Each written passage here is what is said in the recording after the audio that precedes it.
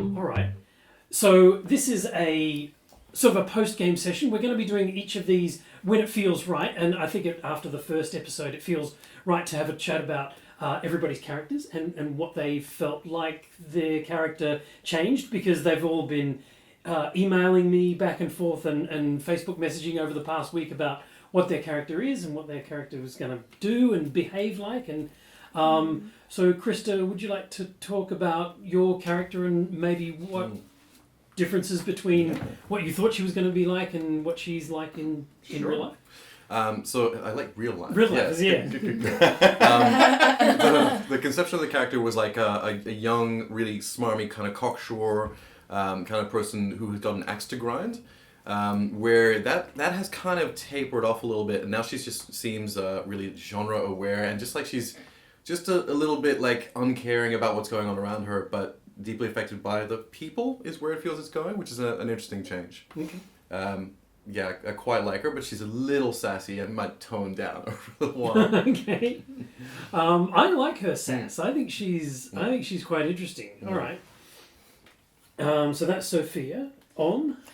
So I didn't imagine her being as outgoing as she is, because if you look at her stats, charisma is 0. So she is not supposed to be kind of going up to people and be like, "Hi, I'm Owen. What are you doing?" But it just seems. I think it just seemed to work. And it's the perfect use of a stat that isn't necessarily built for that. You know, a charismatic, uncharismatic character. Yeah. Fantastic. Yeah. Maybe she's trying to learn to be more charismatic. Much like your undexy dexness. Yes. Yeah. Like I quite like. I mean, it makes sense for me in the world where you're like, you're really, really trying. You're really outgoing. You're maybe not the most charismatic, but you're really putting the effort. Yeah. This doesn't quite work out. Why? It's really cute. Yeah. Thanks. It's very much like my high school report forms. Derek puts in a lot of effort, but doesn't really see the results. I got would do better if tried harder. Mine seems to think of himself as the class clown, and then my daughters get the same report. I'm like, whoa, wait, 4 years later, you haven't changed your sentences? They just rub your name off all your daughters' name on it. Whoa, this is like some dark conspiracy. All right, Murray, what about you? I really like the way that our characters, which were all conceived by us individually, came together. I really liked when we were doing the whole there with me, the three of us saying there with me and being no, who's the leader? Well, it's me. No, it's me. But not in a competitive. I want to be the one in charge, but just in a kind of a bravado camaraderie kind of way. I really liked us glinting in front of the fire. That was really cool. Yeah. And the thought that occurred to me, which hadn't occurred in my backstory, which was the Celestial at some point having an affair with a devil, was that by the fact that Syra Dawnbreak is her god is Lathander, would be, well, that's perfect with all the gold, light, glinting dawnness. That's actually, and I don't know that yet, but that will make a connection eventually between us. That so my ancestor's your god. Wow, how cool is that? Yeah. So A paladin and a warlock. and a tiefling and a warlock. tiefling That'll confuse some people. So I think from that perspective, the way that we all gel together in terms of role play and in terms of playing, it was really nice. I did really like sort of Om's second person through the door kind of attitude, it was like, I'm here for backup. And I thought that you did that like several times throughout the adventure. I thought that was really cool. What about Syra? Well, no, I think I noticed some of the same things as you. So obviously Syra does think she should be in charge. Right. Because she's noble born. She's been blessed since she was a child with a great destiny. And I thought it was quite nice that there was a playfulness towards that, because that can be tricky in a group when you have a character who's a bit self-absorbed that way. Yep. But yeah, it works really well because we're both like trying to both look cool together. And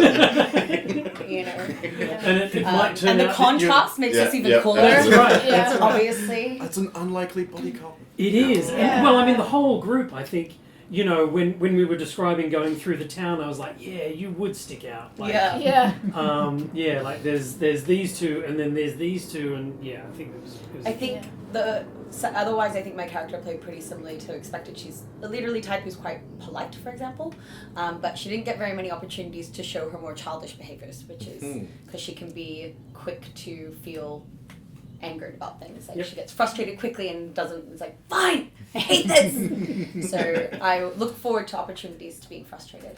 And I thought the pirate stuff was really interesting because I thought there was a lot of interesting ways to play that out. Yes. So and I think the only thing I want my character probably would have wanted more in that situation was to make sure that Tarina was okay, which obviously she might not be, and we'll never know. Yeah. Yeah.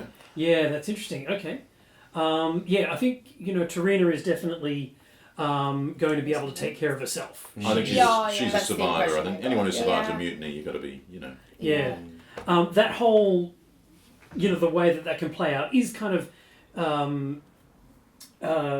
detailed in the adventure module, right up to the point where you kill all of the pirates, you go to the docks, you board their ship, you kill all of the people on the whoa. ship, and take over the ship. Now you Oh my know. god!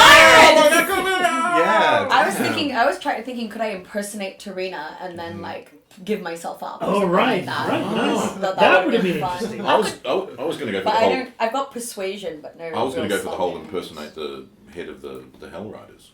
The Oh, one who's that'd be disappeared. so You're a cool. tiefling. I'm a exactly. That might Yeah, I'm the head of the paladin. I suddenly started thinking polyjuice potion. I'm like, wait, Murray, you're just- too far ahead. Whoa. Okay, You have okay. a proficiency in makeup and Yeah, special exactly. effects. Yeah, I've got Yeah. disguise.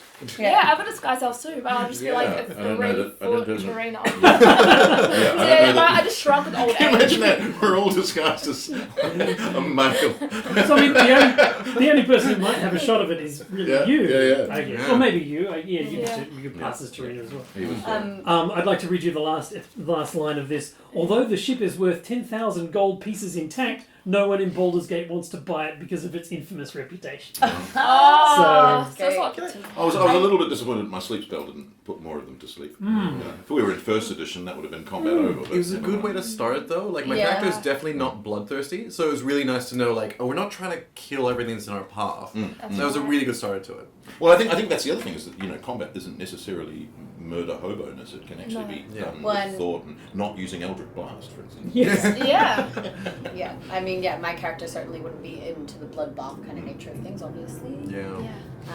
I also liked the singing tavern. Ah. I like the Good. singing I thought that DM. was- The Yeah. singing Yeah. That was really And I good. thought it was a really great way to tell the story, and I thought it gave us some fun Yeah. play moments, like seducing the seducing a mantelpiece. mantelpiece. Yeah. And also, because my character understands Elvish, I got to it was a nice and obviously this speaks to some of her, aims and objectives. It was really nice. Yes. I think in order to get the dragon to